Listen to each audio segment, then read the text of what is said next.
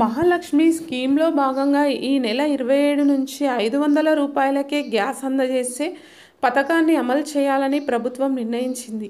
అర్హులను గుర్తించేందుకు ఇప్పటికే ప్రజాపాలన కార్యక్రమంలో భాగంగా దరఖాస్తులు సేకరించింది. అయితే ఇప్పటి వరకు రాష్ట్ర వ్యాప్తంగా 40 లక్షల మంది లబ్ధిదారులను అధికారులు గుర్తించారు. వీరందరికీ మహాలక్ష్మి స్కీమ్ ద్వారా సబ్సిడీ సిలిండర్లను అందించనున్నారు. సివిల్ సప్లైస్ అధికారులు ఈ స్కీమ్కు సంబంధించిన గైడ్లైన్స్ రూపొందించారు. ప్రజాపాలన దరఖాస్తులు పరిశీలించి వాటికి ఆధార్, రేషన్ కార్డులతో సింక్ చేశారు. డాక్యుమెంట్లు సరిగా లేని వాటిని పక్కన పెట్టేశారు. లబ్ధిదారులు 3 ఏళ్లలో ఏడాదికి ఎన్ని సిలిండర్లు వాడుతున్నారో తెలుసుకున్నారు. ఆ డేటా ప్రకారమే సబ్సిడీ అందించనున్నారు. కేంద్ర రాష్ట్ర ప్రభుత్వం జారీ చేసిన ఆహార భద్రత కార్డులున్న వారు ఈ స్కీమ్కు అర్హులుగా తేల్చారు.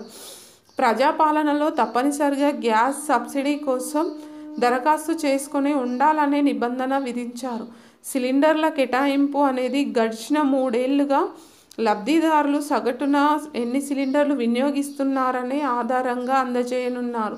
ఇప్పటి వరకు గుర్తించిన దాదాపు 40 లక్షల మంది లబ్ధిదారులకు ఈ పథకం అమలు చేయనున్నారు. సిలిండర్ డెలివరీ సమయంలోనే లబ్ధిదారులు పూర్తిగా ధర చెల్లించాల్సి ఉంటుంది. ఆయిల్ కంపెనీల నగదు బదిలీ ద్వారా సబ్సిడీ మొత్తం అర్హులైన లబ్ధిదారులకు బదిలీ చేస్తాయి. గ్యాస్ కనెక్షన్కు లింక్ అయి ఉన్న అకౌంట్లో నగదు బదిలీ జరుగుతుంది. రాష్ట్ర ప్రభుత్వం లబ్ధిదారుల కోసం ఎల్పీజీ కంపెనీలకు నెలవారీ ప్రాతిపదికన ముందస్తుగా అడ్వాన్స్ రూపంలో అందిస్తుంది.